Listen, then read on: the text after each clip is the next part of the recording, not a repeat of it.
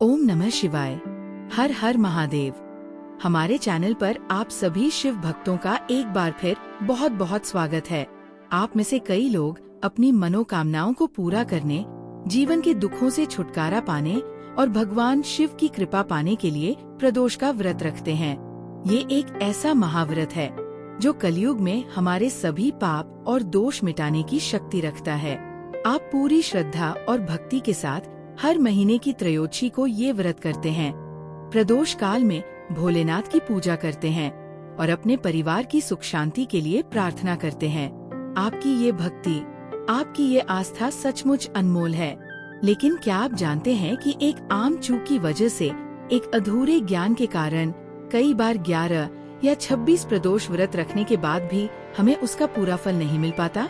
जी हाँ, और वो चूक है सही समय पर और सही विधि से व्रत का उद्यापन न करना। बहुत से भक्त व्रत तो रखते चले जाते हैं, पर उन्हें ये पता ही नहीं होता कि किसी भी व्रत रूपी तपस्या को पूरा करने के लिए उसका विधिवत समापन करना कितना जरूरी है। ये ठीक वैसा ही है जैसे आपने एक सुंदर सा घर तो बना लिया, पर उसमें रहने के लिए गृह प्रवेश का संस्कार ही नहीं किया। माना जाता है कि बिना उद्यापन के आपका व्रत और आपका संकल्प दोनों अधूरे रह जाते हैं और उसका पुण्य फल कहीं न कहीं अटक जाता है।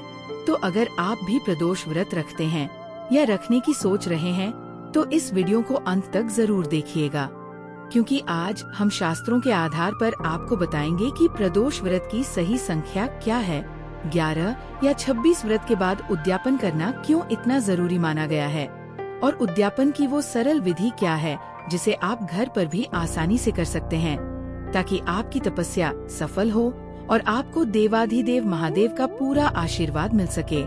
खंड 1, प्रदोष व्रत की महिमा और इसका अद्भुत महत्व। इससे पहले कि हम उद्यापन पर बात करें, ये जानना बहुत जरूरी है कि जिस प्रदोष व्रत को आप इतनी श्रद्धा से करते हैं, उसकी महिमा आखिर है क्या। प्रदोष का मतलब क्या है? प्र यानी विशेष और दोष यानी रात्रि का आरंभ। सूर्यास्त के ठीक बाद और अंधेरा होने से पहले का जो 1.5 घंटे का समय होता है, उसे ही प्रदोष काल कहते हैं। स्कंद पुराण के अनुसार ये वो दिव्य समय है जब भगवान भोलेनाथ कैलाश पर्वत पर अपने रजत भवन में बहुत ही प्रसन्न होकर आनंद नृत्य यानी तांडव करते हैं और सभी देवी देवता उनकी स्तुति करने के लिए वहाँ मौजूद होते हैं।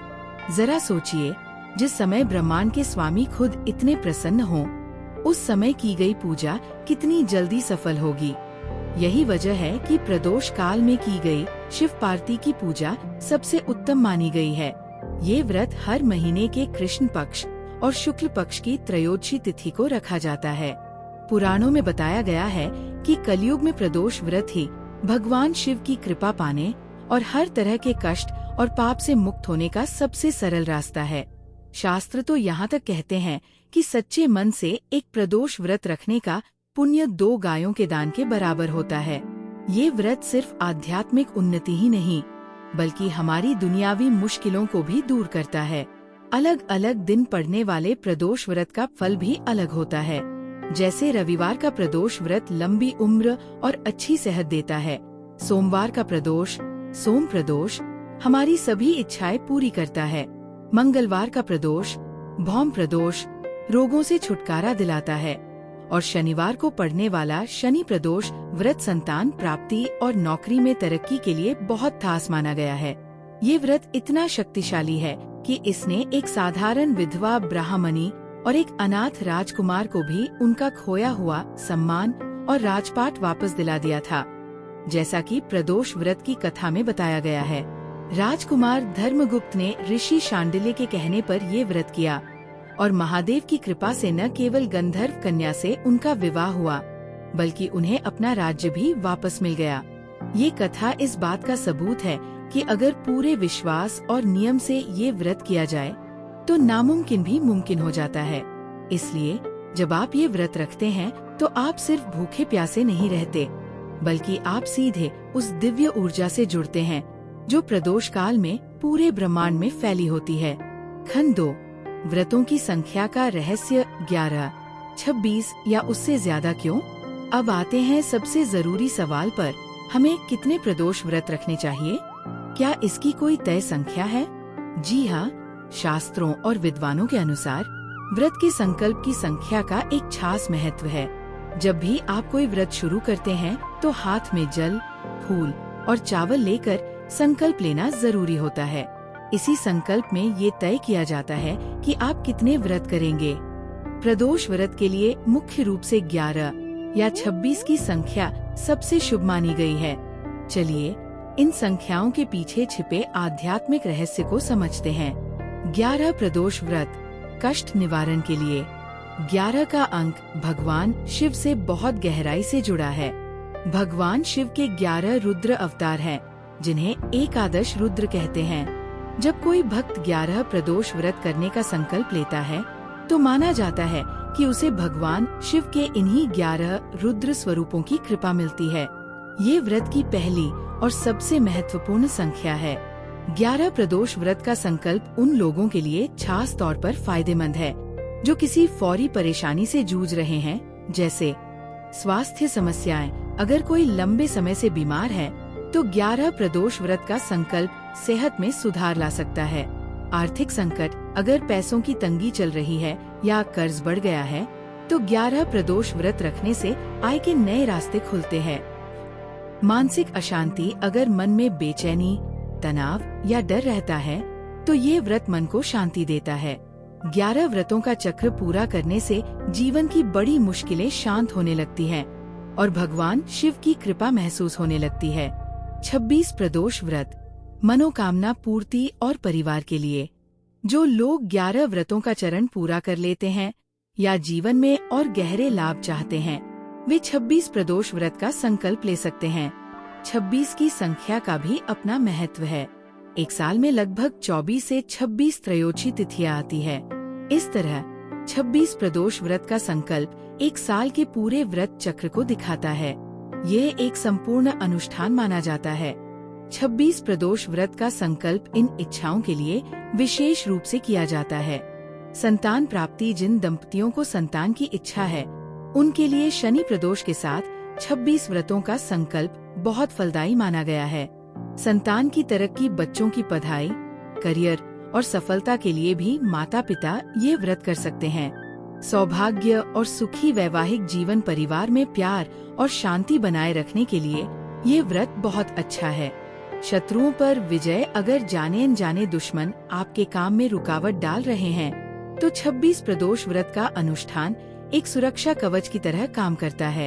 108 प्रदोष व्रत परम भक्ति और शिव कृपा के लिए।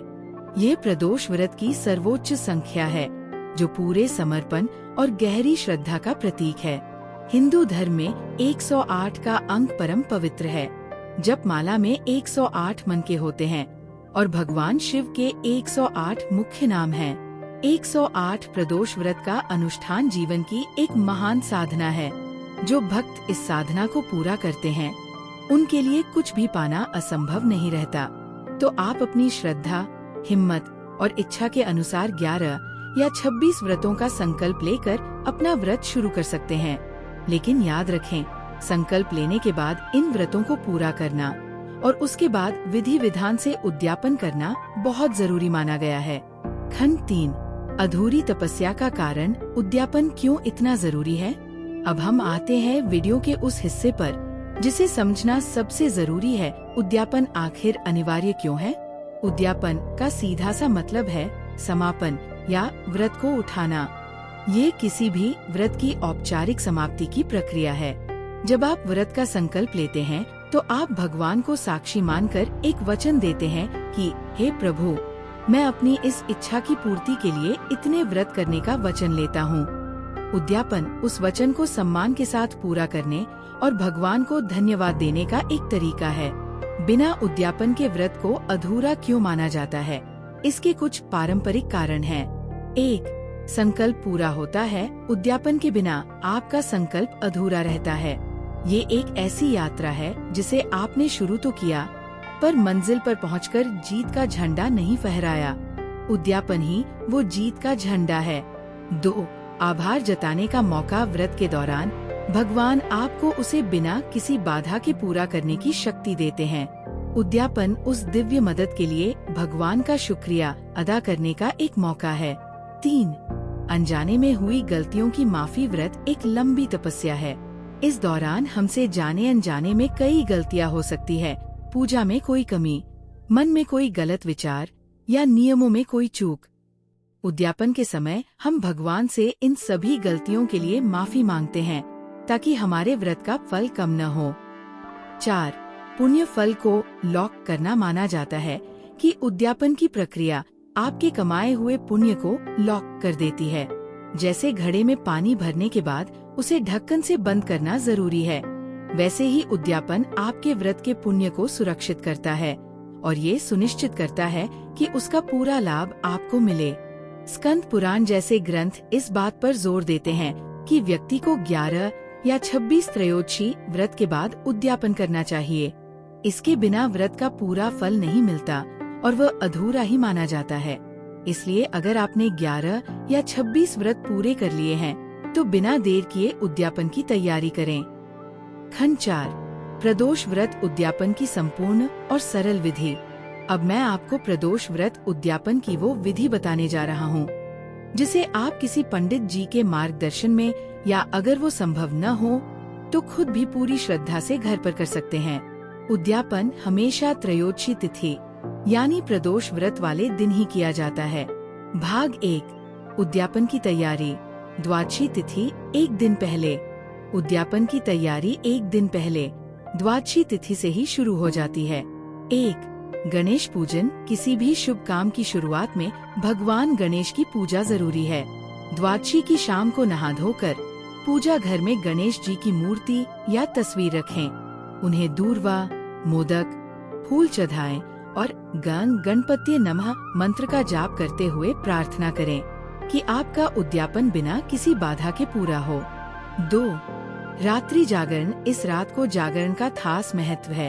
इसका मतलब ये नहीं कि आपको पूरी रात जागना है, बल्कि इसका भाव है कि आप उस रात दुनियादारी से दूर रहकर भगवान के ध्यान में समय बिताएं।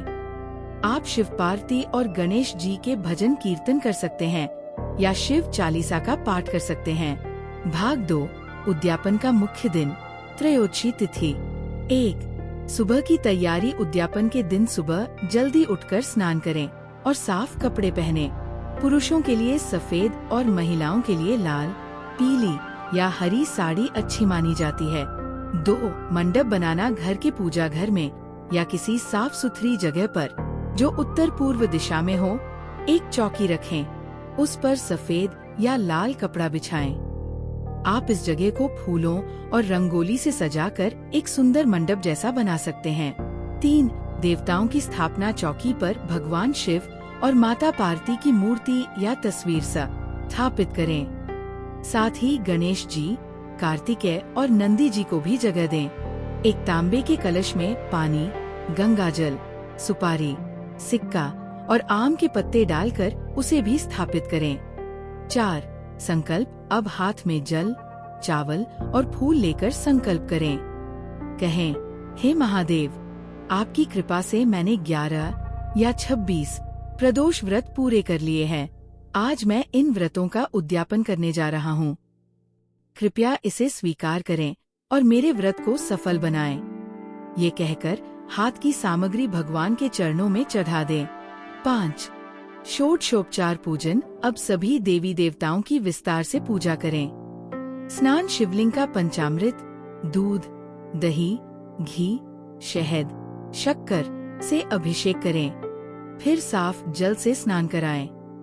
वस्त्र। भगवान शिव को जनेऊ और कलावा अर्पित करें। माता पार्वती को चुनरी चढ़ाएं। पुष्प व पत्र। भगवान शिव को उनके प्रिय बेलपत्र 3, 5, 7 या 11 की संख्या में भांग, धतूरा, शमी पत्र और सफेद फूल चढ़ाएं। माता पार्वती को लाल फूल और श्रृंगार का सामान, चूड़ी, बिंदी आदि अर्पित करें। धूप, दीप, धूप और घी का दिया जलाएं। नैवेद्य, भोग, ऋतुफल और सफेद मिठाई का भोग लगाएं। भाग 3. हवन। अग्नि स्थापन। उद्यापन का सबसे जरूरी हिस्सा हवन है। अगर आप पंडित जी को बुला रहे हैं तो वो इसे विधि से करवाएंगे। अगर आप खुद कर रहे हैं तो एक छोटे हवन कुंड में आम की लकड़ियां रखकर आग जलाएं। 1 आहुति हवन के लिए गाय के दूध में बनी खीर सबसे अच्छी मानी जाती है। अब उमा सहित शिवाय नमः स्वाहा इस मंत्र का 108 बार जाप करते हुए खीर से आहुति दें। आप नमः शिवाय स्वाहा मंत्र का भी प्रयोग कर सकते हैं। 2 पूर्णाहुति 108 आहुतियाँ पूरी होने के बाद एक पान के पत्ते पर थोड़ी खीर, एक सुपारी और एक सिक्का रखकर उसे अग्नि को समर्पित करें। भाग 4 आरती, क्षमा प्रार्थना और दान। 1 आरती। अब कपूर जलाकर भगवान शिव और माता पार्वती की प्रेम से आरती करें। 2 क्षमा प्रार्थना। आरती के बाद हाथ जोड़कर कहें, हे प्रभु, इस व्रत और उद्यापन के दौरान मुझसे जाने अनजाने में जो भी गलती हुई हो उसके लिए मुझे क्षमा करें और मेरी पूजा स्वीकार कर मेरे परिवार पर अपनी कृपा बनाए रखें। 3 ब्राह्मण भोजन और दान उद्यापन का आखिरी और जरूरी कदम है। ब्राह्मण को भोजन कराना और दान दक्षिणा देना। अपनी श्रद्धा के अनुसार कम से कम एक ब्राह्मण को सम्मान से भोजन कराएं। उन्हें कपड़े, फल और कुछ दक्षिणा दान में दें। अगर ये संभव न हो तो किसी मंदिर में सीधा अनाज, दाल, घी और दक्षिणा दान कर सकते हैं या किसी जरूरतमंद को भोजन करा सकते हैं। याद रखें, दान हमेशा श्रद्धा से होना चाहिए, दिखावे से नहीं।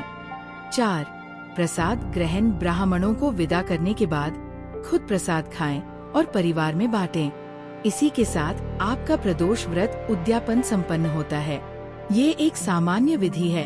आपके परिवार या क्षेत्र की परंपरा में थोड़े बदलाव हो सकते हैं। हमेशा अपनी परंपरा का सम्मान करें।